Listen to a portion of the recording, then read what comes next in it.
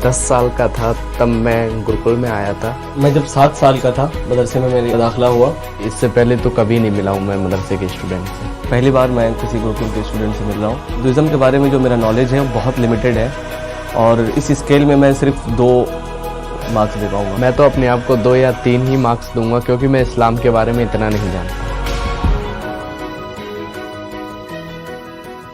मैं 10 साल का था तब मैं गुरुकुल में आया था। पहले तो थोड़ा सस्पेंस में था क्योंकि मेरे मम्मी पापा ने यहाँ डाल दिया। मेरे को भी इंग्लिश मीडियम स्कूल में पढ़ाते।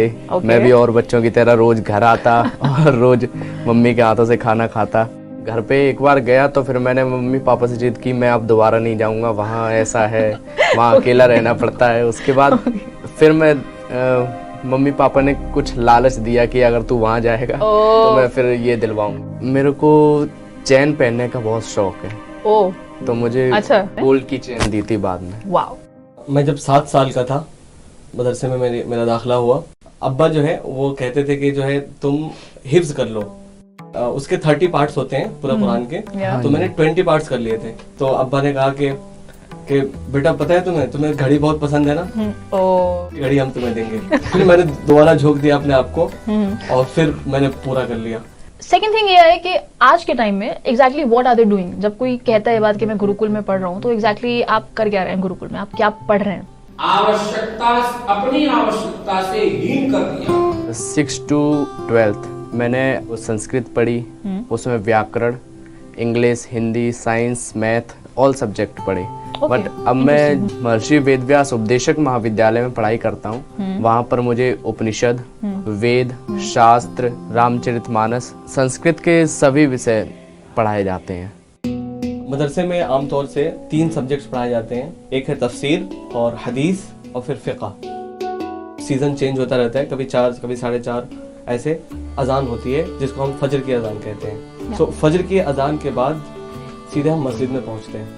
हम लोग 4:30 बजे सुबह उठ जाते हैं, तक योग वगैरह करते हैं। 8 बजे से पहले का जो टाइम होता है उसमें हम ब्रेकफास्ट करते हैं। हम लोग यज्ञ करते हैं। 8 बजे से हमारी क्लासेस स्टार्ट हो जाती हैं और ठीक 1:30 बजे तक हमारी क्लासेस होती हैं। 8:30 से लेके 1:30 बजे तक हमारा स्कूल चलता है। स्कूल के बाद हम लोग भोजन करते हैं। फिर 4 से लेके 5 साढ़े 5 तक खेलते हैं। मुझे ये जानकर के अभी बहुत हैरानी हुई कि अमन भाई ने जो शेड्यूल बताया, मैं ऐसा लग रहा था कि मैं अपना शेड्यूल देख रहा हूँ। ठीक है, बहुत ही सिमिलरिटी है हमारे शेड्यूल में। सर के यहाँ एक अजान होती है, अजान या नमाज पता नहीं मुझे, नमाज पढ़ी जाती है। तो उसी प्रकार हमारे यहाँ एक होती है संध्या। हमारे यहाँ एक माँ गायत्री होती है, उनकी उपासना की जाती है। जैसे ही सूरज डूबता है तो उस वक्त एक और अजान होती है, मगरिब की अजान। मगरिब की अजान होते ही हम नमाज पढ़ते हैं। नमाज पढ़ने के बाद अपना सेल्फ स्टडी करते हैं, जिसमें कंपलसरी होता है वो एक जगह पे हम इकट्ठा होते हैं, वहाँ सब लोग पढ़ते हैं। और हमारे पढ़ने का एक बहुत ही इंटरेस्टिंग तरीका है कि दिन भर में हमने जो क्लासेस में सीखा है, जो पढ़ा है, तो 3-4 लोग एक साथ बैठते हैं हम लोग, और उसमें से जो सबसे ज्यादा समझदार होता था, इंटेलिजेंट होता था, जिसे सब चीजें समझ में आई, वो हमें जो दिन भर की पढ़ी हुई चीजें थी उसको फिर रिकॉल करके उसको दोबारा समझाता था। और इस चीज को हम बोलते हैं मुज़ाकरा। इस 2 घंटे में हम लोग वो मुज़ाकरा करते थे। फिर उसके बाद इशा की अजान, फिर खाना, और उसके बाद आपको ये ऑप्शन होता था, आप अगर पढ़ना चाहते हैं तो पढ़ाई कीजिए, आराम करना चाहते हैं तो आराम कीजिए। भोजन करके कम से कम हमारे यहाँ कहा गया है 100 कदम इंसान को रोज चलना चाहिए। भोजन करने के बाद उसके बाद आता है सेल्फ स्टडी। 9:30 या 9:45 तक हम सेल्फ स्टडी करते हैं। 10 बजे ये नियम है कि हमको सो ही जाना है। 10 o'clock। हाँ, जहाँ मैं पढ़ता था वहाँ पे इंस्ट्रक्शन तो थे कि आपको 10:30 बजे तक, क्योंकि 10:30 बजे तक जनरेटर चलता था, लाइट रहती थी, उसके बाद बंद।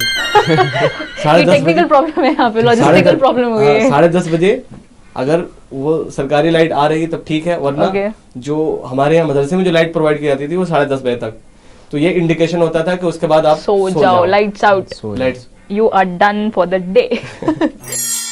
एक चीज जो आपको बिल्कुल भी पसंद नहीं है, बिल्कुल भी मजा नहीं आता है उसमें आपको? जो वेद होते हैं वो भी बहुत मोटे मोटे होते हैं, और पुराण होते हैं, फिर उपनिषद, फिर रामचरितमानस इतनी मोटी होती है। मुझे ऐसा लगता है कि मेरी कोई किताबें रखे है और मैं बाद में क्लासरूम में चला जाऊँ।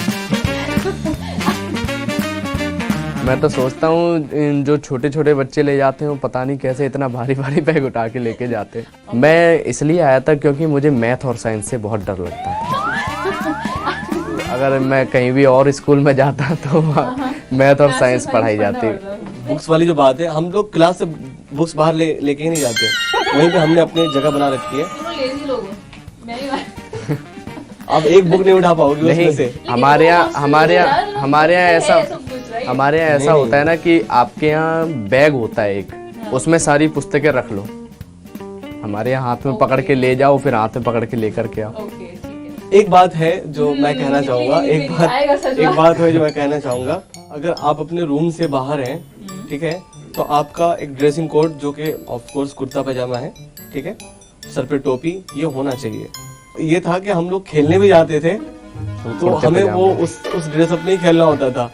तो क्या है, अब फिर कपड़े गंदे हो जाते थे, फिर धोना, तो एक थोड़ा सा हेक्टिक सा लगता था वो। तो ऑफ कोर्स रूम में तो आज़ादी होती थी, लेकिन जैसे बाहर निकल रहे हैं, क्लास का टाइम नहीं है, तो अपने मर्जी का ड्रेस पहन के थोड़ा यहाँ वहाँ घूम ले, नहीं, उस वक्त भी हमें ड्रेस का ध्यान रखना होता था।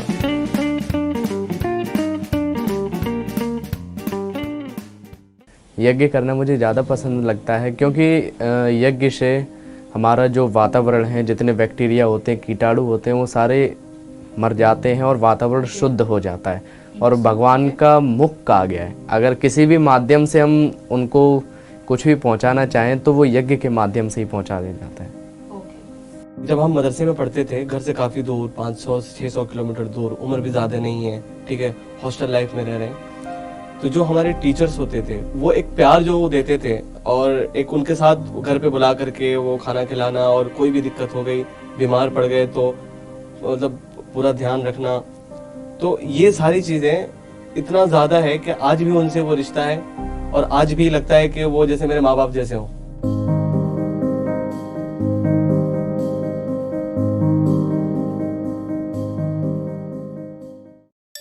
जहाँ तक मुझे लगता है बुक शायद कोई रिलीजियस मतलब कोई बुक होगी इनकी, ठीक है। नेक्स्ट, और ये जो माला है, माला जपना मैंने सुन रखा है कि जब हम कुछ पढ़ रहे होते हैं या कोई एक मंत्र टाइप का पढ़ रहे होते हैं तो उसमें माला का हम प्रयोग कर लेते हैं। बाकी ये धागा और ये क्या है इसका मुझे कुछ आइडिया नहीं है।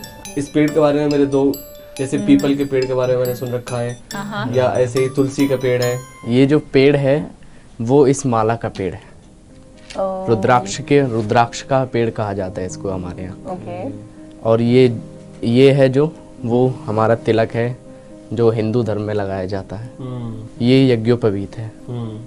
और ये ठीक बताया था आपने, माला है ये भगवान शिव हमारे यहाँ एक होते हैं, उनकी सबसे प्रिय माला है।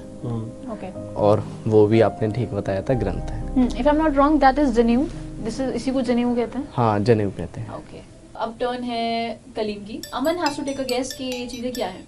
ये फल है पर ये नहीं पता मुझे ये किस चीज़ में यूज़ किया जाता है। और ये कुरान को जब रखते हैं तो उसको कहा जाता है। और वो माला। मैं यहाँ से शुरू करूँगा।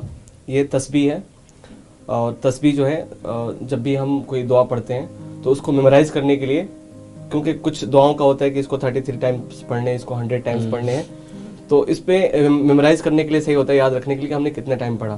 तो उस राइट आंसर वाज, यस, हाँ सही था। और ये आंसर भी उनका सही था कि कुरान इस पे रख के पढ़ने में काफ़ी आसानी होती है। इसे जो हम रेहल कहते हैं। ओके, हाँ, तो इस पे। एंड व्हाट इज दिस फल, क्या है ये फ्रूट? ये खजूर है।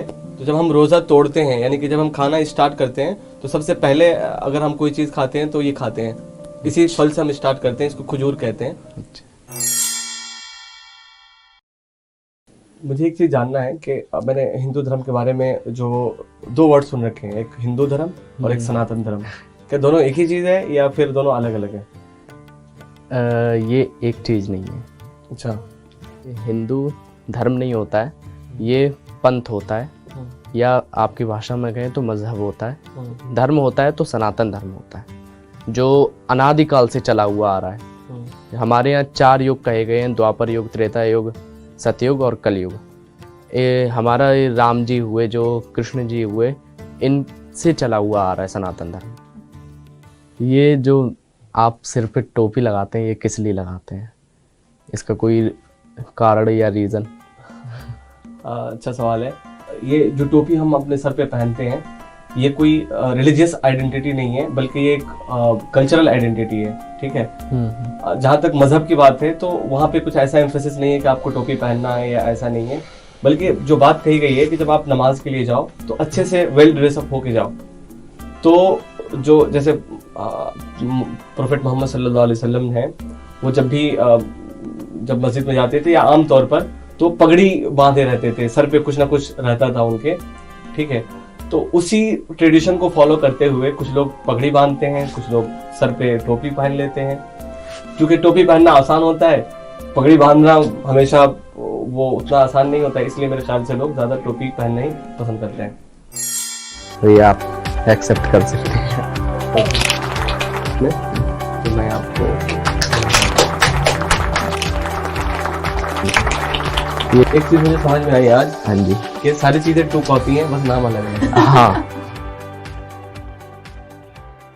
हमारे शास्त्रों में कहा गया है वसुधैव कुटुंबकम। इसका अर्थ ये है कि हमारा जितना भी विश्व है वो सारा परिवार है। परिवार है, बिल्कुल। हमको एक दूसरे से भेद नहीं रखने चाहिए, या सर मुस्लिम है या मैं हिंदू हूँ, इसमें कोई भेद नहीं होता।